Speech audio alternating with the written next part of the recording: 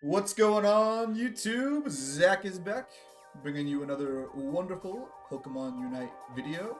Thank you for being here. Hope you enjoy. Let me know what you think in the comments. Like, subscribe, do all the things. Let's get into it. New map. I picked VAPOREON because it's really fun. This game was good.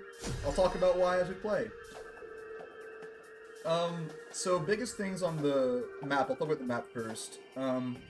There's a lot more grass, so there's a lot more ambush gameplay, so I think that speedsters in general should be a lot better, and Pokemon burst damage should be a lot better. And it's important more than ever that supports and defenders are willing to be able to frontline, so I think people that are durable are good, people that are less durable are less good these days. Sort of similar, I guess, to Groudon in some ways, but a little different in that, a lot of the other benefits on the map do help Pokemon that are weak to ambush gameplay, Pokemon that do try to frontline, and if there's lots of bushes to hide in, but also lots of bushes to hide in from your opponents. And then also, the berries in the middle are healing berries now, the ones that spawn there. So the first thing I noticed at the start of this match in our lane was that this guy was alone, so my thought was we want to make sure to punish him. I got stuck on the wall, unfortunately, but thanks to the angle I take, I'm able to get with my Swift. So when I see this, and I see a lot of people at the bottom, I see the Comfy on this guy, and I see, okay, there's 3 man at the bottom. They have a Comfy, so it's not really a 3-man in the traditional sense, but they have a numbers advantage, and they're going to compound it by sending their Zoroark here. So when I see all this happening, and I'm still top, my thought is, they're going to get a lot done bottom. I need to make sure I get something done top. So my goal is to harass and annoy this guy who's by himself as much as I can, really punish him for being forced to play lane by himself. And the best way to do that is by getting all the farm for me and my Suicune. Ideally, you want to be with someone who's going to make it not seem like a waste when you do that. This guy, unfortunately, in the long run will be kind of a waste. But ideally, you can generate an advantage with your teammate by both of you getting a lot of levels early on, being very useful that way, and then helping the other lane when you're able to. Speaking of, I do want to get all this farm done in as efficient a manner as I possibly can with muddy water and everything else. So I group them a little bit, and then I want to start making my way towards bottom. Mainly because the objective's low, or the goal zone's low, but also this thing's going to be up soon, so I want to free up my teammates to come help me with that. We may have to end up stacking the goal zone anyway in the long run, is sort of my thought, but nonetheless I want to force them to have to do something about it. They can't just get it for free. And in the meantime, I'm able to get the Mewtwo KO at the very least, if nothing else. This is a game that really showcases why Pokemon's a lot better than the other moves these days, I think. My mobility means I'm always able to get a better position than enemy VAPOREON. Because I have Curse, his healing isn't really doing a lot for his team anyway, because I have the AoE of Muddy Water to help out.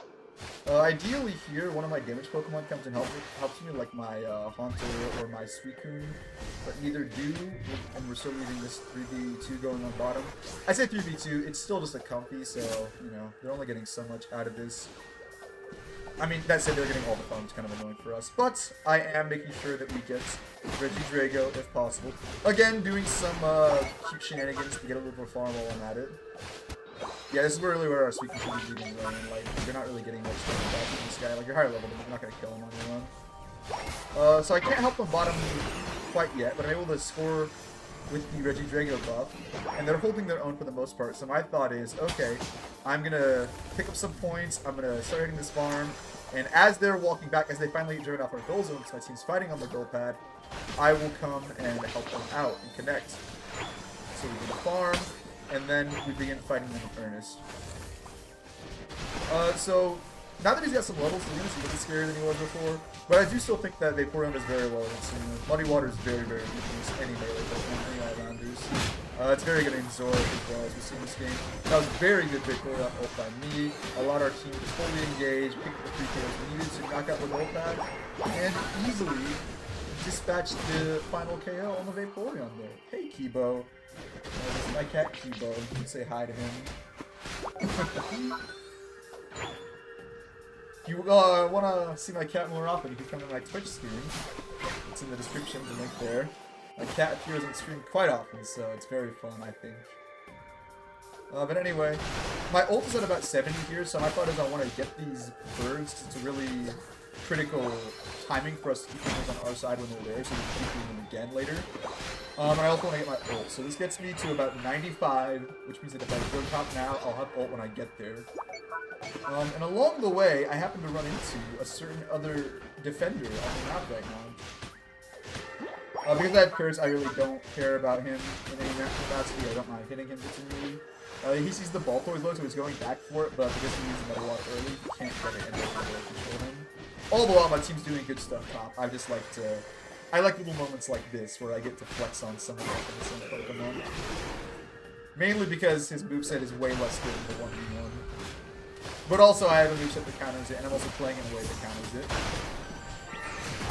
Here again with my ult, I use it to make quick work of those two, despite all the things they're doing. The unstoppable component of VAPOREON is a big deal. You can use it when you're anticipating getting stunned or trapped in something very dangerous, and it doesn't matter anymore, so you're not going to get trapped in it. And yep, here we're easily able to take care of everyone there, and I'm still maintaining a level advantage that's usually very good. I don't mind cutting across back here. I kind of missed my flip turn, but it does let me dispatch the Zoroark or help with that anyway, before we can get someone else.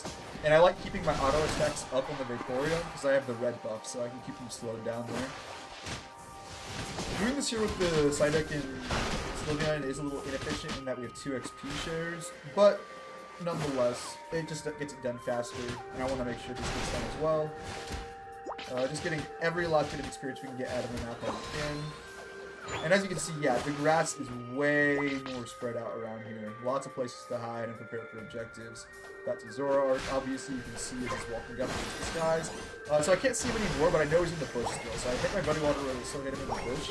And I'm going to constantly position this where I can block him and my other Pokemon. Yeah, and he wasted his ult. I didn't even see that in the game, but this guy's having a rough deal with it. VAPOREON's really good at walling out people in this way. And because I have Flip Card, I can easily go to the front line and then cut back in a short distance to reconnect with him as my teammates close in and bring him to me. With my ult, I can finish up the Mewtwo, lock down the other 2, and they're nothing against us.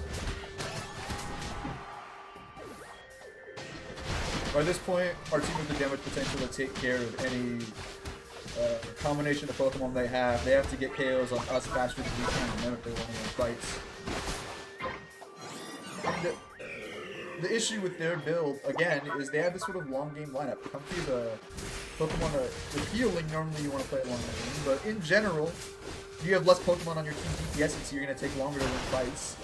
And VAPOREON, he's only a healing build, so he has 1 less damaging move, so they have no attackers. They have, well, no, they have Mewtwo. Wow, that's right, my bad. They do have an attacker.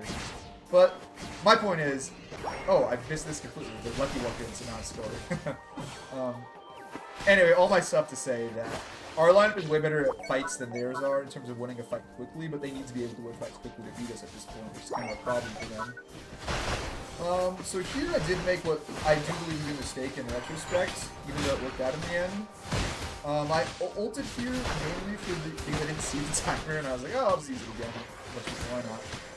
But as Zoroark comes in, I decide I don't want to die, so I quickly flip turn away, get the berry, and with Muddy Water I can buy myself the time through his... Basically, I eat up all of the comfy stun with my stun. Like, all the time that I'm stunned, all his guys are stunned, so... It sort of shows the weakness of that build as well, and part of the strength of Muddy Water is that it can casually accomplish things like that. Now here, without my ult, and us all getting caught in the Mewtwo ult, we are going pretty quickly at the moment. So I decided that I'm just going to put myself in the middle of the fight, buy as much space and time for my ranged damage dealers to deal their ranged damage. I have 3 that work very effectively. They made use of the Mewtwo death, now they're making use of my death. They are controlling the fight together. And you can sort of see how their tools all work very well together. All the stuns and slows of Suicune and Psyduck allow for Sylveon to constantly be hyper-versatile in the ideal situation. Gengar finally reconnects, is able to help secure some KOs there. The Zoroark unfortunately can't find an opening. That's sort of the problem, right? Once you fall behind in a matchup like this, the Zoroark can't really do a lot against the Gengar now. He has to put his Gengar off quickly if he wants to get anything done, and just having it so long before I show up. Meanwhile, I'm taking the ambush route up across top, because I see the Mewtwo and I want to cut him out. So I Muddy Water him and his other guy, and I basically make it so these 3 are forced to fight me, And in the meantime, the other two are taking out the other two guys, right? They're both dead, and the other two guys, the other people are stuck fighting me, and I'm easily able to take care of you two on my own, obviously. And then, yeah, these guys take care of that guy in the country. So I actually can go help them mid here, but I decided to score instead to try to bait him if he's going to come down here. And sure enough, he does fall for the bait and comes down, because obviously I can just do this and break his gold pad anyway, so he's not really going to accomplish anything by coming down after me. It's one of those plays that you can sort of see coming if you have the insight, but a lot of players don't. I didn't really get to talk too much about the specifics of the map and its changes, but as you can see, there's lots of grass middle as well. The objective does look different, I do like that. And yeah, it's very pretty actually. I like the water effects, and obviously the water Pokemon, like that's cool. Oh, look at that golden bloom with a thing on it. Nice. Very cool, very cool. And yeah, that is that game. Nice and clean win. Got the MVP even, got the most KOs, dealt a ton of damage. Yeah, you see, his numbers are more impressive than mine overall, but I dealt more damage, and that's what matters most in this game. Like, he's tanking a lot. The problem is, his team overall isn't doing enough damage to be able to get the KOs they need, so it doesn't really matter. The amount you tank is only worth the amount your team can deal, so as a tank, you really need to think about that. And my strategy tends to be to tank with people that I know can do the most damage. So if I was in VAPOREON, what I would have done differently is probably try to escort this Mewtwo more often, because I have healing for him, and I can serve as his front line. But anyway, that'll be it for this one. Thank you all so much for watching. I do appreciate the support. Please drop me a like, comment, and subscribe. Follow on Twitch. I actually might be streaming tonight, so do come check that out. But anyway, yeah, peace out, y'all.